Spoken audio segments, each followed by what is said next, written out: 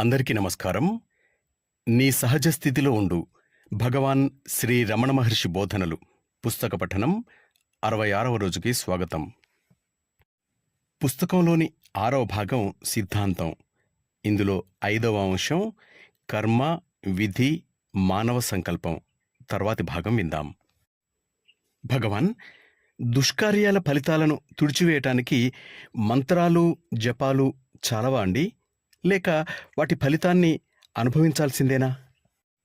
నేను జపాన్ని చేస్తున్నాను అన్న భావం ఉంటే దుష్కార్యాల ఫలితాలు నిలుస్తాయి. ఆ భావం లేకపోతే నిలవవు. స్వామి, పుణ్యం పాపాన్ని తుడిచిపెట్టివేయలేదా? నేను చేస్తున్నాను అనే భావం ఉన్నంతవరకు మంచి పనులకైనా చెడు పనులకైనా ఫలితాలను అనుభవించాల్సిందే. ఒక పనితో మరొక పనిని ఎట్లా ముడిపెట్టడం? నేను చేస్తున్నాను అనే భావం లేకపోతే మనిషిపై ఏ ప్రభావం ఉండదు. ఆత్మసాక్షాత్కారం అయితేనే గాని నేను చేస్తున్నాను అనే భావం పోదు. ఆత్మసాక్షాత్కారం అయిన వానికి జపం అవసరమేమిటి? తపస్సు అవసరమేమిటి? ప్రారబ్ధ బలం వల్ల జీవితం కొనసాగిపోతుంది. కానీ ఆత్మసాక్షాత్కారం పొందినవాడు దేనిని కోరడు. ప్రారబ్ధ కర్మ 3 రకాలు: ఇచ్ఛ, అనిచ్ఛ, పరేచ్ఛ అని. అంటే స్వయంగా కోరుకున్నది, కోరిక లేనిది, ఇతరుల కోరిక వల్ల అయ్యేది. ఆత్మసాక్షాత్కారం అయిన వానికి ఇచ్ఛా ప్రారబ్ధం ఉండదు, కానీ మిగిలిన 2 ఉంటాయి. జ్ఞాని ఏం చేసినా ఇతరుల కోసమే. ఇతరుల కోసం ఏదైనా చేయవలసి వస్తే చేస్తాడు, కానీ ఫలితాలు అతనిని ఏమీ ప్రభావితం చేయవు. జ్ఞాని చేసిన పనులకు పుణ్యం గాని పాపం గాని అంటవు. జ్ఞాని ఏం చేసినా లోకం దృష్టిలో ప్రామాణికము, ఉచితము అయినదే చేస్తాడు. ఈ జన్మలో తమ ప్రారబ్ధం ప్రకారం కొన్ని అనుభవించి తీరాలి అని తెలిసిన వాళ్ళు ఆ అనుభవాల వల్ల ఏ వ్యాకులపాటును చెందరు. నీ సంకల్పం ఉన్నా లేకపోయినా నీవు అనుభవించాల్సింది నీ మీద తప్పకుండా పడుతుంది. దీనిని గ్రహించు. భగవాన్, ఆత్మసాక్షాత్కారం అయిన వానికి ఇక కర్మ లేదు. తన కర్మ అతన్ని బాధించదు. అయినా ఈ దేహంతో ఎందుకుండాలండి? ఈ ప్రశ్నని వేసేదెవరు? జ్ఞాన లేక అజ్ఞాన? జ్ఞాని ఏమి చేస్తాడు అనే విషయమై నీవు గొడవపడటం ఎందుకు?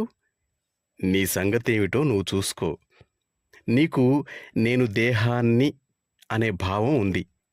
అందువల్ల జ్ఞానికి కూడా దేహం ఉందని అనుకుంటున్నావు. తనకి దేహం ఉందని జ్ఞాని అన్నాడా? అతనికి దేహం ఉన్నట్లు నీకు కనబడవచ్చు. దేహంతో ఏవేవో పనులు చేస్తూ ఉన్నట్టు కనబడవచ్చు.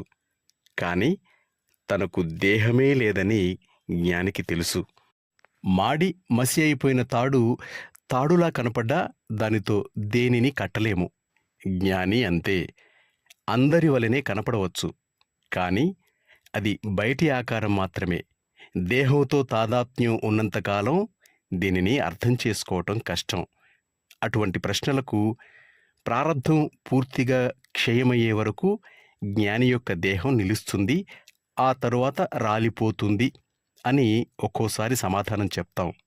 దీనికి ఉపమానంగా విల్లు నుండి విడివడిన బాణాన్ని చెప్తారు. దాని లక్ష్యాన్ని తాకేదాకా బాణం వెళ్తూనే ఉంటుంది. వాస్తవం ఏమిటంటే జ్ఞాని ప్రారబ్ధ కర్మతో సహా అన్ని కర్మలకు అతీతుడు. దేహం గాని దాని కర్మలు గాని అతనిని బంధించవు. అహంగా నిత్యం భాసిస్తూ ఏ పరిమితులు లేక అనంతంగా వ్యాపించిన శుద్ధ చైతన్యంలో నిమగ్నమయ్యే వారికి ప్రారబ్ధ కర్మ లవలేశమైనా ఉండదు. స్వర్గధామాన్ని చేరుకుని అనుభవించిన వారికి విధి అంటూ ఏమీ లేదు అన్న మాటలకి అర్థం ఇదే. స్వామి, నా ప్రమేయం ఏమీ లేకుండా నాకేదైనా వచ్చిందనుకోండి, దానిని నేను అనుభవిస్తే దానివల్ల చెడు ఫలితాలు ఉంటాయా? అది కాదు విషయం. ప్రతి పనికి ఫలితం ఉంటుంది. ప్రారబ్ధవశాన నీకేదైనా వస్తే నువ్వు ఏమీ చేయలేవు దానికి. వచ్చిన దానిని ఏ మమకారం లేకుండా, అదే ఇంకా ఎక్కువ కావాలనే కోరిక లేకుండా తీసుకుంటే నీకు ఏ కీడు వాటిల్లదు. దానివల్ల మళ్ళీ జన్మనెత్తవలసి రాదు. అట్లా కాక ఎంతో ఆసక్తితో దానిని ఆస్వాదించి ఇంకా ఎక్కువ కావాలని కోరుకుంటే మళ్ళీ జన్మనెత్తాల్సి వస్తుంది. భగవాన్, జ్యోతిష శాస్త్రంలో గ్రహాల సంచారాన్ని అనుసరించి భవిష్యత్తును చెప్తారు. మరి అది నిజమేనా? నీకు అహంభావం ఉన్నంత కాలము అది నిజమే. ఆ అహంకారం ధ్వంసం అయితే అది నిజం కాదు. అంటే అహంకారం నశించిన వాని విషయంలో జ్యోతిష శాస్త్రం పనిచేయదన్నమాట? పనిచేయదని చెప్పటానికి ఎవరు మిగిలి ఉన్నారు? చూసేవాడంటూ ఎవరైనా ఉంటేనే కదా చూడటం. అహంకారం నశించిన వాళ్ళు చూస్తున్నట్టు కనబడినా నిజంగా చూడరు. పూర్వకార్యానికి ఫలితం అదృష్టం. అది దేహానికి సంబంధించింది. తన ఇష్టం వచ్చినట్టు దేహాన్ని పనిచేయని, దానితో నీకేం పని? దాని పట్ల అంత శ్రద్ధ ఎందుకు? ఏదైనా జరిగితే అది పూర్వకార్యాల వల్ల, దైవ సంకల్పం వల్ల, ఇతర కారణాల వల్ల సంభవిస్తుంది. స్వామి, వర్తమానం పూర్వకర్మ ఫలం అంటారు. ఆ పూర్వకర్మని సంకల్పం వల్ల అధిగమించగలమా? వర్తమానం ఏమిటో గమనించు. అది చేస్తే భూత భవిష్యత్తుల వల్ల ప్రభావితమయ్యేది ఏదో, ఏది నిత్యమో విముక్తమో, దేనికి భూత భవితవ్యాలుండవో, దేనికి కర్మ అంటూ ఏమీ ఉండదో అర్థం అవుతుంది. సంకల్పమంటూ ఏమైనా ఉందా అసలు? ఎవరి సంకల్పం? కర్తృత్వ భావం ఉన్నంతకాలం అనుభవం ఉంటుంది. వ్యక్తి సంకల్పమూ ఉంటుంది. ఆత్మవిచారం వల్ల ఆ భావం పోతే దైవ సంకల్పమే పనిచేసి అన్నిటినీ నడిపిస్తుంది. విధిని జ్ఞానం, ఆత్మజ్ఞానం అతిక్రమిస్తుంది. ఆత్మజ్ఞానం సంకల్పానికి, విధికి అతీతం. భగవాన్, మనిషి జీవితంలో కొన్ని ముఖ్యమైన అంశాలు, అంటే అతని దేశం, జననం, వంశం, వృత్తి, వివాహం, చావు, ఇట్లాంటివి అన్నీ కర్మ వల్లే ముందే నిర్ణయింపబడ్డాయి అంటే అర్థం చేసుకోగలను. కానీ ప్రతి చిన్న విషయము అంతేనా? ఉదాహరణకి, నేను ఈ విసనకర్రని నేల మీద పెట్టాను అంటే నేను ఫలానా రోజున ఫలానా గడియకి విసనకర్రని నేల మీద పెడతాను అని కూడా ముందే నిర్ణయించబడిందా అండి? తప్పకుండాను. ఈ దేహం ఏమేం చేయాలో, ఏమేమి అనుభవించాలో పుట్టినప్పుడే నిర్ణయమైపోయాయి. అయినా దేన్నైనా చేయడానికి మనిషికి గల స్వేచ్ఛ, బాధ్యతల మాటేమిటి స్వామి? మనిషికి గల స్వేచ్ఛ ఒక్కటే: ప్రయత్నించి దేహాత్మబుద్ధిని తొలగించే జ్ఞానాన్ని సంపాదించటమే. ప్రారబ్ధం వల్ల అనివార్యమైన కలాపాలను శరీరం చేస్తుంది. దేహముతో తాదాత్మ్యం చెంది దాని ఫలితాలని అనుభవించటానికి గాని, ఆ తాదాత్మ్యం లేకుండా కేవలం సాక్షిభూతుడుగా ఉండటం కానీ మనిషి చేతుల్లో ఉంది. అంటే సంకల్పం మిథ్యేనా స్వామి? పృథక్ భావంతో కలిసి ఉంటుంది సంకల్పం అనేది. తానొక వ్యక్తిని అనే భావం ఉన్నంతకాలము సంకల్ప బలము ఉంటుంది. అన్ని శాస్త్రాలు ఈ విషయం మీదే ఆధారపడి ఉన్నాయి. అందువల్లే ఆ సంకల్పాన్ని సన్మార్గంలోకి పంపమని చెప్తాయి. ఈ సంకల్పం గాని, అదృష్టం గాని ఎవరికో పరిశీలించు. అవి ఎక్కడి నుంచి ఉద్భవిస్తాయో కనుగొని అక్కడ సంస్థితుడవై ఉండు. ఆ పని చేస్తే ఆ రెంటిని అధిగమిస్తావు. ఈ ప్రశ్నలని ఇంతగా చర్చించటానికి అదే ప్రయోజనం.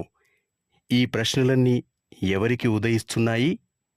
అది కనుగొని శాంతుడవై ఉండు. భగవాన్, జరగనున్నది ఏదో జరగక మానదు అన్నప్పుడు ప్రార్థనలు చేయటం గాని, ప్రయత్నం చేయటం గాని ఎందుకు? ఊరికే ఉంటే సరిపోదా? విధిని దాటటానికి రెండే మార్గాలున్నాయి. ఆ అదృష్టం ఎవరికి అని విచారించి, ఆ అదృష్టానికి వశమైనది అహంకారమే కాని ఆత్మ కాదని, అసలు అహంకారానికి అస్తిత్వమే లేదని తెలుసుకోవటం. రెండవది, పరిపూర్ణంగా సర్వేశ్వరునికి అర్పితమై అహంకారాన్ని ధ్వంసం చేయటం. అంటే నీ నిస్సహాయతని గ్రహించి ప్రభువు నేను కాదు నీవే అని ఎప్పుడూ అనుకోవటం. నేను నాది అనే భావాన్ని విడిచి అంతా సర్వేశ్వరునికే అంకితం చేసి నీ జీవిత గమనాన్ని ఆయన అధీనం చేయటం.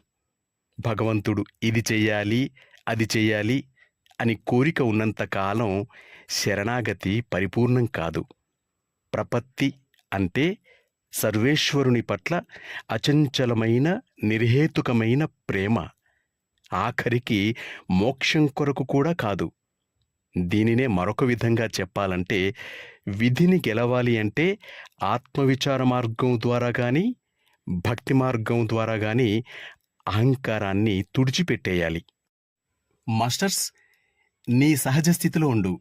భగవాన్ శ్రీ రమణ మహర్షి బోధనలు పుస్తక పఠనం ఈ రోజుతో పూర్తయింది. మరొక మంచి ఆధ్యాత్మిక పుస్తకంతో మళ్ళీ కలుద్దాం. అంతవరకు సెలవు తీసుకుంటూ మీ నవీన్, వరంగల్.